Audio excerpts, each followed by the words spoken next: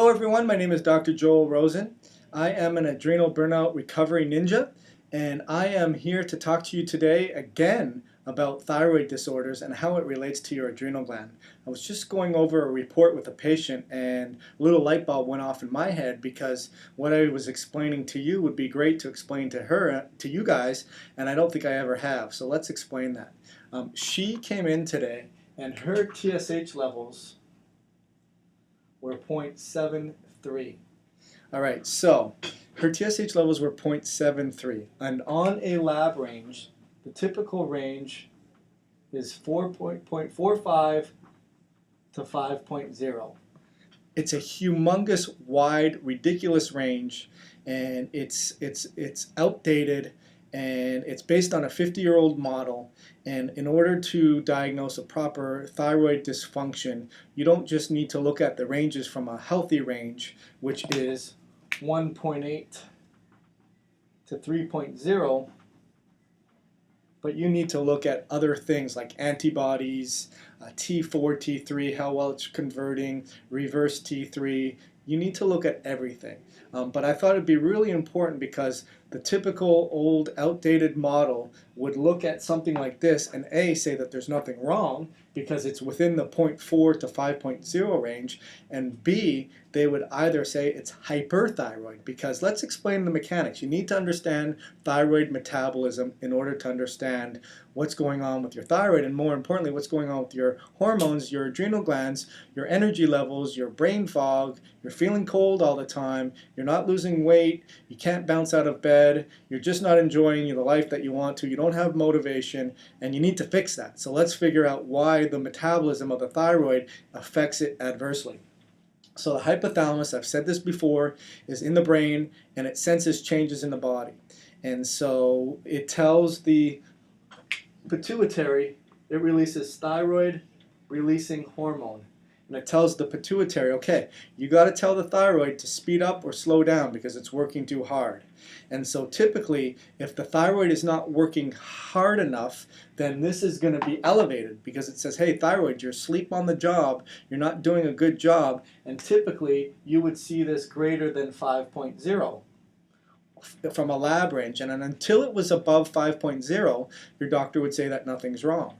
But from a healthy range, even at 3.0 and above, it is still not working optimally. And the pituitary has to work harder and has to say, hey, you got to work a little bit harder, thyroid. This is you're not doing your job. So it releases more hormones than it should because the thyroid's not working.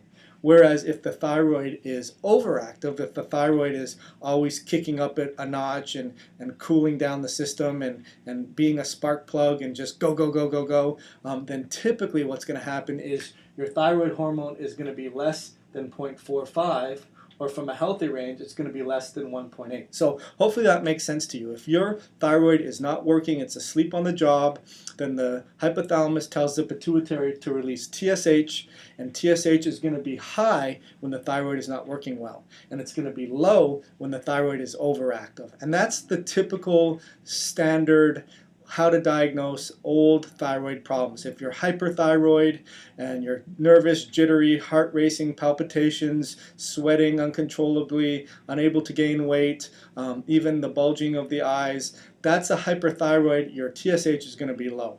Or if you're cold, you have brain fog, you have gastrointestinal problems, you're losing the outer third of your eyebrow, your hair is falling out, you can't lose weight, then typically your TSH is going to be higher. But what happens when you have someone who has lower TSH? Does that mean they are hyperthyroid? A lot of doctors miss this because what happens is they stop listening to the patient's complaints and they're on a time schedule and they're like, okay, you got to go. I got someone else coming. I got to keep doing. I got to keep going. Insurance doesn't pay me much anymore and I need to see someone else. They miss this. And so what happens is this is not a primary hypothyroid.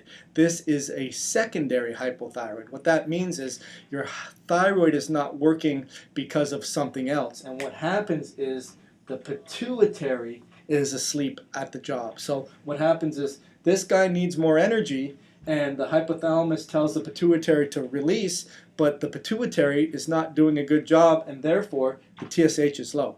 Hopefully that made sense. So why does this happen? Why would someone have a underactive thyroid but have too little TSH, which typically too little TSH is as a result of hyperthyroid? How does this happen? This is how the adrenals are related. So you have the adrenal glands, and let's say you don't eat very often, you miss a breakfast, you wait long times between meals, you eat sugary foods, you rely on stimulants, you have gastrointestinal inflammation, you're not digesting your food, you have food sensitivities to corn, egg, dairy, soy, gluten, you have a virus infection, a fungus infection, a bacteria infection, heavy metal toxicity, stress from a job, emotional stress, financial stress, all of those stuff are going to cause the adrenals to cause a feedback loop to the hypothalamus. The hypothalamus is going to cause the pituitary to send signals for the adrenals. And so eventually what happens is this loop, it breaks the pituitary, or it doesn't allow the pituitary to feedback properly. And so all of a sudden you have a pituitary-based suppression of your thyroid, and you're going to see lower TSH. Does that make sense? It's kind of confusing, but let's summarize. In old-time thyroid problems, the doctor would look only at your TSH, and if you're too high on your TSH, it's usually considered hypo because your TSH needs to be elevated to get the thyroid to work, or if you're too low, your TSH, then typically it's hyper because you're working too hard, you need to slow it down. But typically what will happen is you can have a pituitary-based suppression in that the pituitary is the one that's falling asleep, and the reason why the pituitary is suppressed is because of adrenal stress. So what you need to do in this instance is you need to work on feeding back that feedback loop, and that's where you get on the adaptogens. The adaptogens are really great, but more importantly that's when the doctor needs to put his thinking cap on and realize that there's something going on that's stressing this patient. Could be a tooth infection, could be a urinary tract infection, could be a sinus infection, could be a virus, could be all of those things. And if it is, then you need to put on a soldier suit to figure out how you're going to go to battle to fix this. And that's where the real magic is won. So hopefully you got a lot of information today. My name is Dr. Joel Rosen. This is another edition of your Adrenal Fix. If you liked what you heard, then please give me a thumbs up, a high five, or give me a comment or a share. And be sure to check out my Facebook page. It's Adrenal Fatigue Society, or check out my blog. Adrenal Fatigue Society is my blog, and my Facebook is Adrenal Fatigue Society as well. So hope you had a good day today, and I look forward to giving you more information in the future. Thank you so much.